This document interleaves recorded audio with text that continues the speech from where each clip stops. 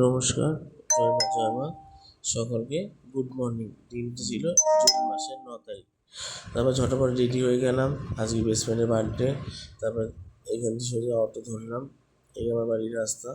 তারপর ফাইনালি বাস স্ট্যান্ডে পৌঁছে গেলাম। আজকে যাবো বাসে করে হাওড়া স্টেশন। ওই আমার বাস দাঁড়িয়ে রয়েছে, আমার গন্তব্যস্থান হাওড়া।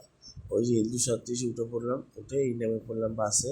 হাওড়া স্টেশনের সামনেটাও যত আছে টিকিট কেটে নিলাম। টিকিট কেটে ভেতরের মৌসুমটা দেখুন, এত লোকের ভিড়। আর আমরা সবাই জানি পশ্চিমবঙ্গের মধ্যে শ্রেষ্ঠ স্টেশন হচ্ছে হাওড়া স্টেশন। খুব ভালো লাগলো, এত মনোরম হলো।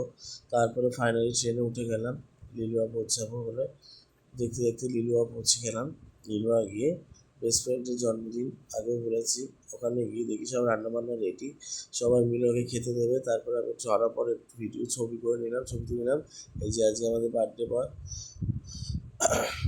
বয় সব রকম খাবার দিচ্ছে, দেখো যে যা দিচ্ছে পুরি নিচ্ছে, চেয়ে নিচ্ছে এবং হারালি। তারপরে এই পিসি আশীর্বাদ করলো।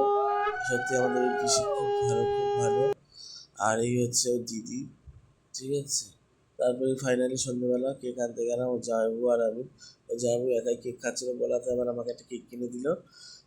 খুব ভালো ছিল সৌরভ।